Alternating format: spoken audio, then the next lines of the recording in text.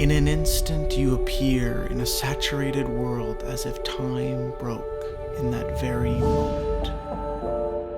You're running, you're climbing, you're dashing, you're moving, you are free.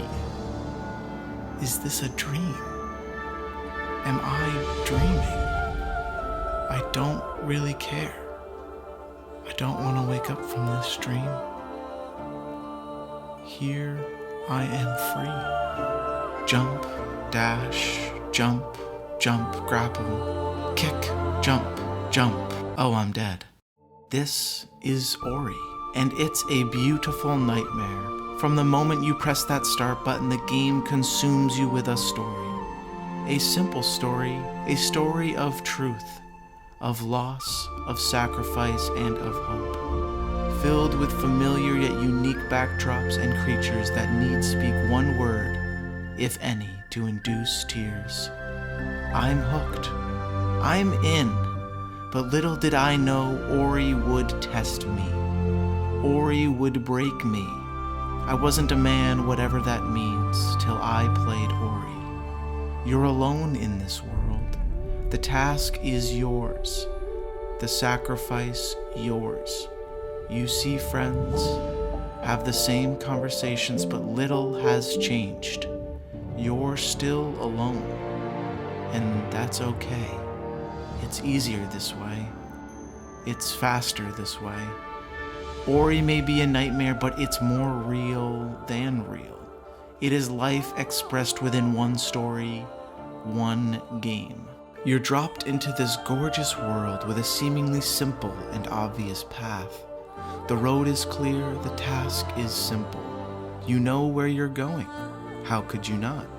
But seemingly in an instant, as the melody has changed, the paths split and twist. Free will and choice are introduced, and you decide where to go next. All roads lead to Spirit Willow, but this is your road, your journey, your path. You see the world for what it is. You see the paths, you see the enclosure, the illusion, and to see it is to understand it. You can play in the enclosure and make it your own.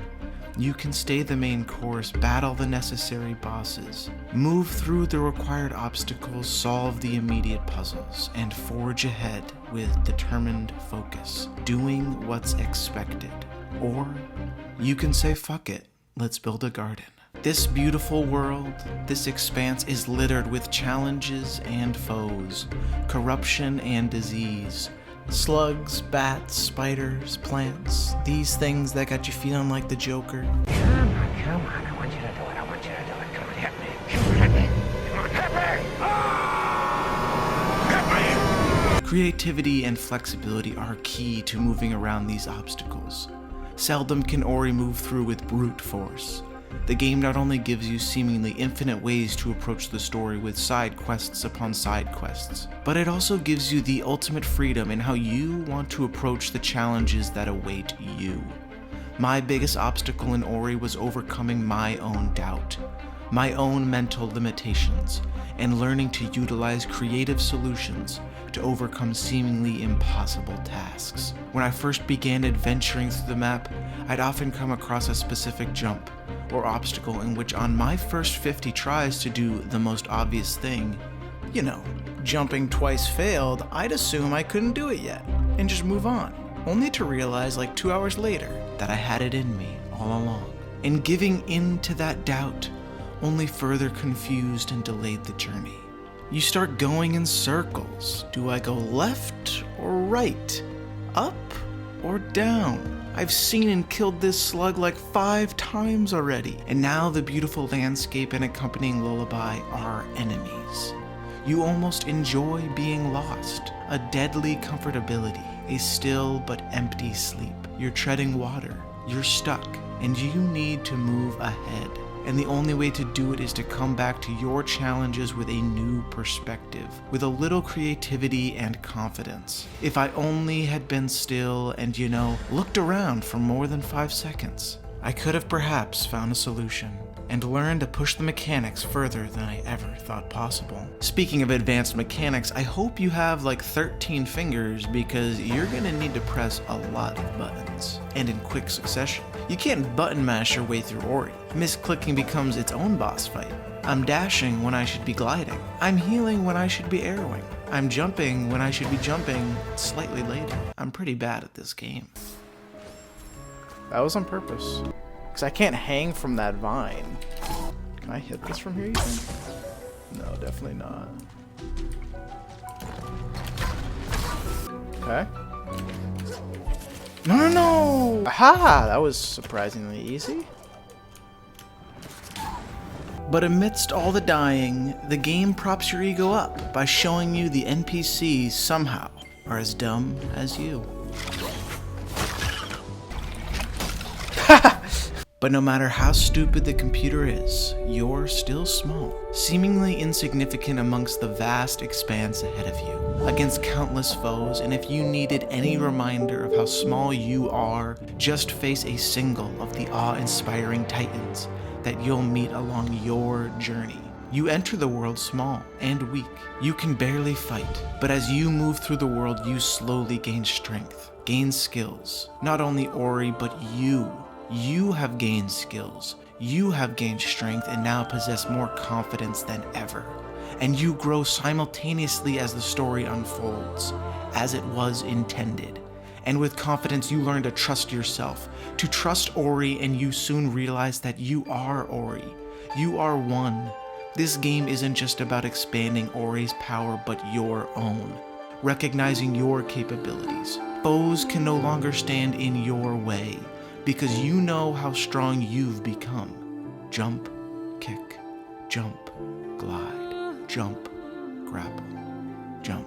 Oh, I'm dead again. If you're going to play Ori, be prepared to die a lot, for death is just another path, and one we must all take. Certain areas, like this desert level, will have you frustrated, angry, and hungry for slug genocide. And then I run into this monkey, and we chat about nothing in particular, and I realize I'm the asshole. And now I'm kind of frustrated at myself for being frustrated. But it's part of the journey. Who wants it to be easy? Getting lost, dying 42 times on the same thorn, is somehow a delight. And it can't simply be chalked up to, oh, pretty soundtrack and pretty Soul Kitty. There is more going on here. I'm relishing the challenge, the creativity, the obstacles. Beneath this rich gameplay, beautiful canvas, and spectacular symphony is a beautiful and yet simple story.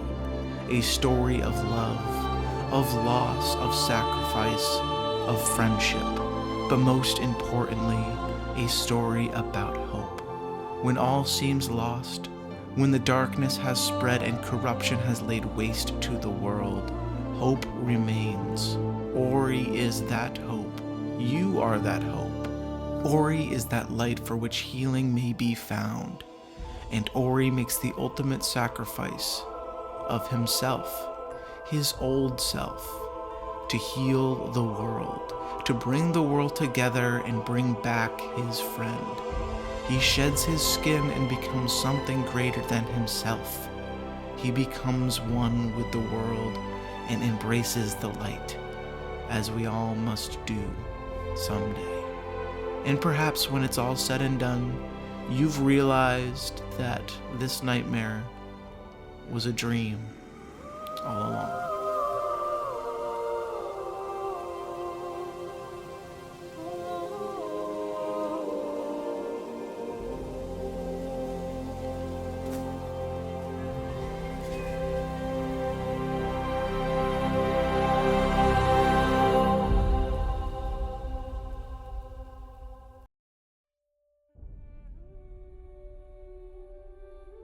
Hey, thanks for watching the video, everybody. I really enjoyed Ori and the Will of the Wisps. It was the perfect amount of challenging, and it was unfamiliar gaming territory for me.